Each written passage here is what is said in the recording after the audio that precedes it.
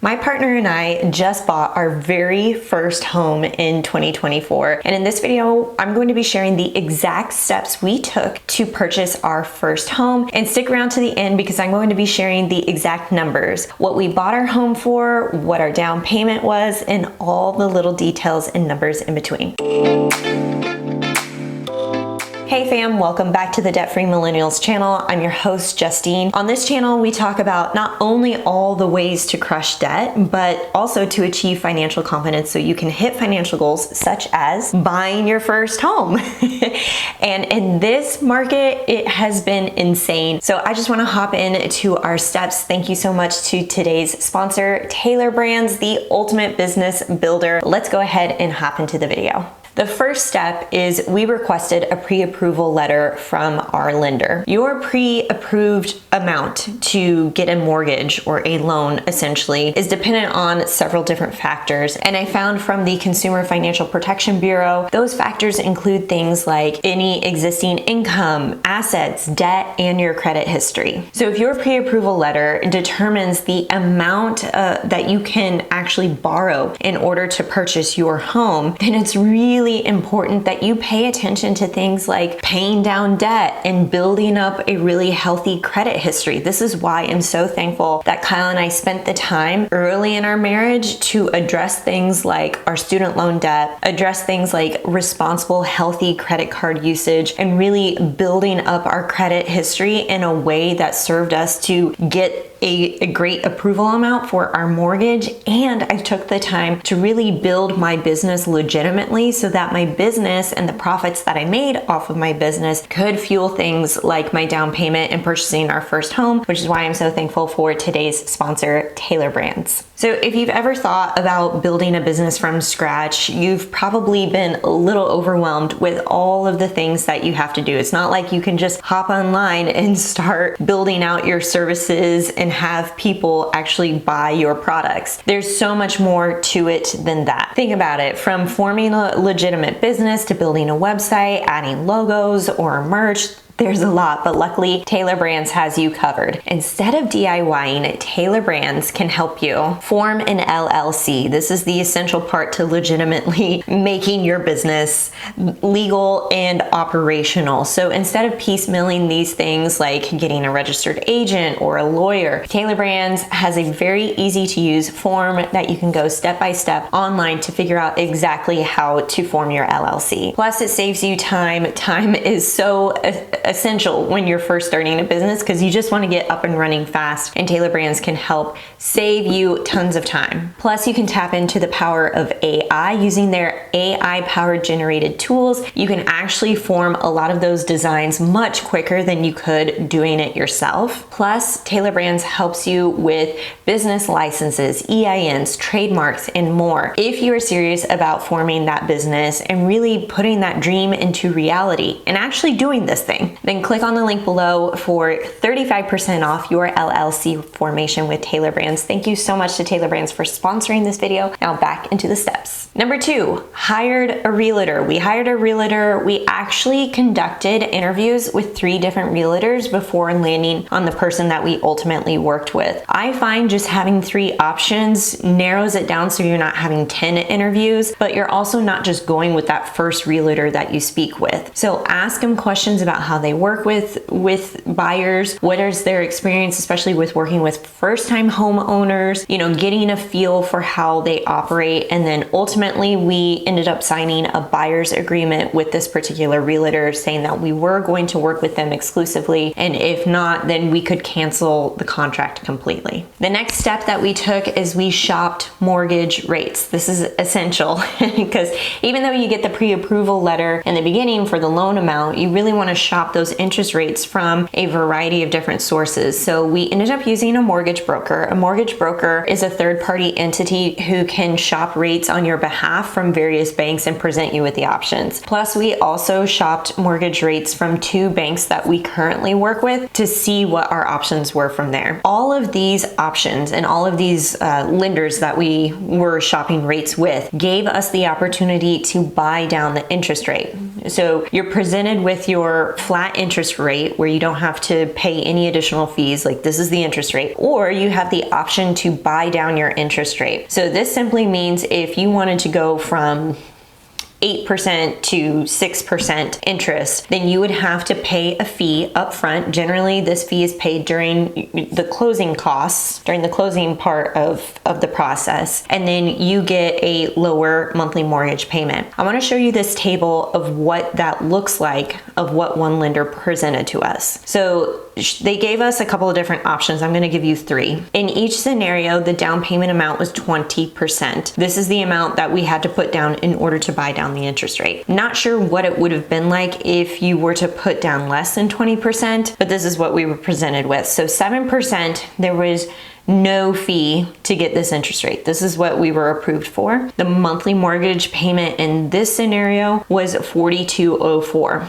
This price included taxes and insurance and the mortgage payment with a 20% down on that particular house. So keep in mind, the monthly mortgage payment is also based on the loan amount and then how much house we're buying, what that purchase price is for. If we wanted to buy it down to 6.875%, we'd have to pay a flat fee of $2,560. The monthly mortgage payment would be $4,161. If we wanted to go lower than that, 6.375%, which is pretty enticing. That's almost a full percentage point. Still at 20% down, the flat fee is $11,520, and then the monthly mortgage payment is $3,992. And you're thinking, Justine, like the $212 per month savings that you're getting, and you pay, 11 grand and change to get it down to that interest rate, you're paying less in interest. That sounds pretty good. Here's the thing that I want you to pay attention to when you're thinking about buying down interest rates. Even though you're saving $212 per month, you paid $11,520 to your lender. That money does not get applied to your mortgage loan amount, the debt balance. It does not get applied to the down payment. That money simply goes straight to the bank. So you don't get that money back. So then you're probably thinking, okay, right, so how long would it take for me to recoup the $11,520 that I paid up front in order to get the savings of $212? Well, all you have to do is divide the two amounts, and then what you end up with is you have to wait about 4.5 years in order to recoup those costs. So in my mind, I said, well, okay,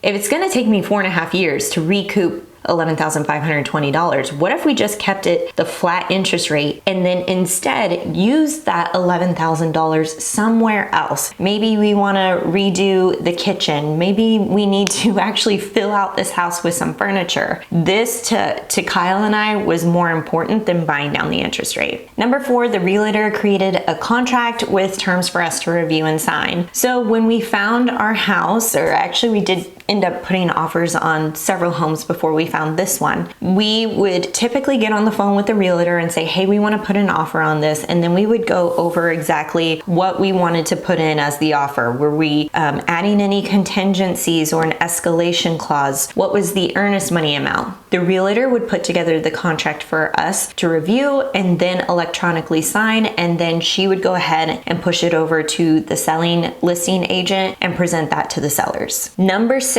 submitted earnest money to the title company. Once the offer was accepted, and we put in an offer on the Saturday of Memorial Day weekend. This is important to note because a lot of buyers and sellers really aren't wheeling and dealing during holiday weekends. But we were smart enough because I felt like that weeded out a lot of competition. So we put in the offer Saturday morning of Memorial Day weekend, and then the offer was countersigned and accepted Saturday afternoon. That's how fast it went. So we submitted $10,000 to that title company. You do not need to put $10,000 as part of your earnest money. You can go as low as $1,000 and put that in. The earnest money just simply shares how serious you are about purchasing the house and that you are willing willing to put that on the table and send it to them prior to inspections. Speaking of inspections, number 7, we hired an inspector. We hired an inspection company based off of a referral from our realtor, and our total inspection cost was $1,241.48. We added on an additional mold inspection, so that's why it bumped up the cost. You may see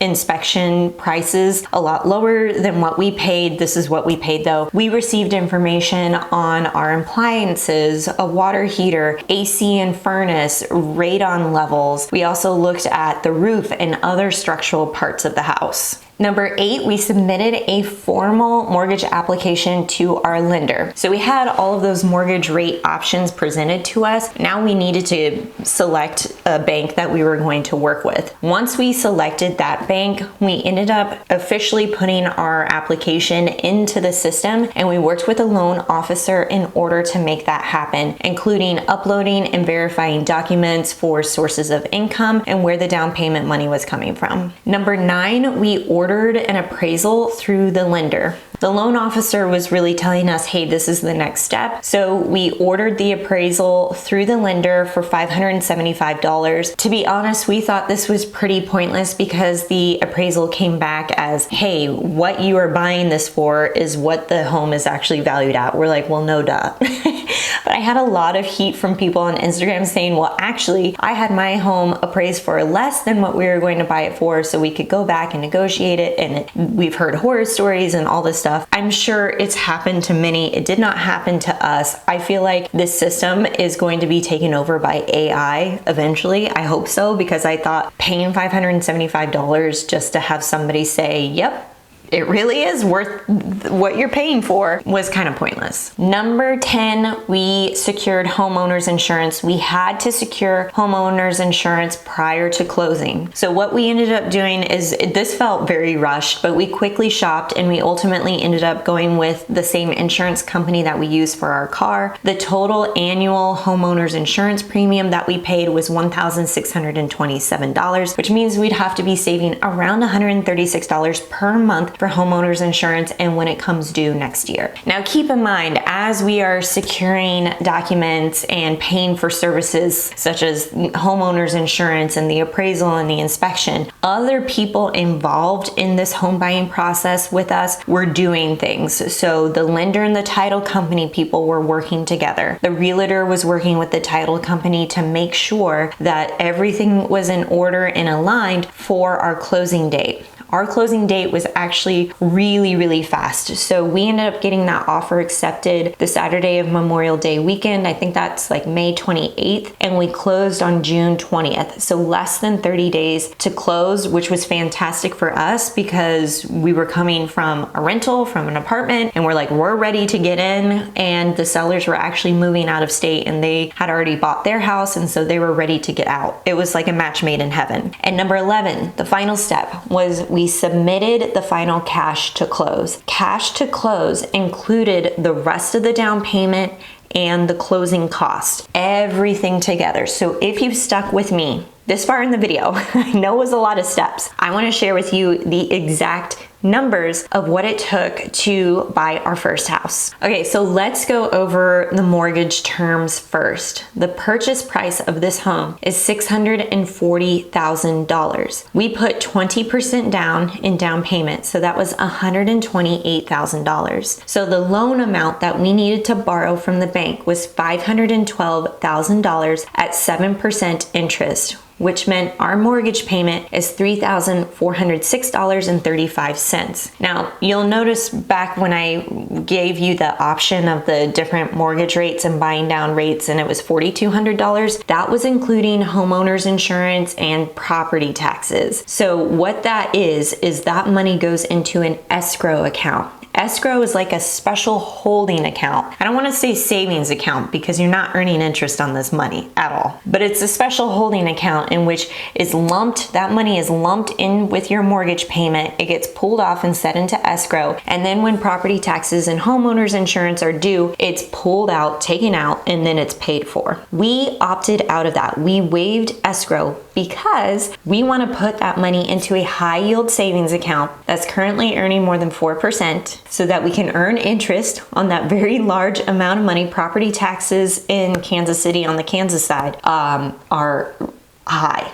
They're very expensive. So we said, why not build a little bit of interest and be able to pay that on our own? The key thing about this though is you have to pay it out of escrow. You have to pay it on your own. But keep in mind, the county and the city are gonna send you a letter to tell you exactly how much you owe. Your insurance company is going to flag you down and say your homeowner's insurance policy needs to be renewed. So you're not going to forget those things, I hope. We certainly aren't. But this is one way that we are going to try to earn a little bit of interest by waiving escrow. This is a trick that I learned from my father-in-law. So we're gonna try it out and see how we go. By the way, there was no fee that we had to pay to waive escrow. We simply just contacted our loan officer with our bank and we said, hey, we want to waive this. What paperwork do we need to fill out? And he's like, I'm gonna escalate this to my boss for signatures and we'll have you approved. I also think waiving escrow is kind of dependent on your own credit history. Obviously, they're pulling a hard credit report on both you and your partner if you're buying together. And so I think that really did help us in being able to get that approved. Okay, let's talk about the cash to close, because we did have to pay for closing costs and then of course the rest of the down payment minus the $10,000 earnest money. So we put 128 down. We still owed 118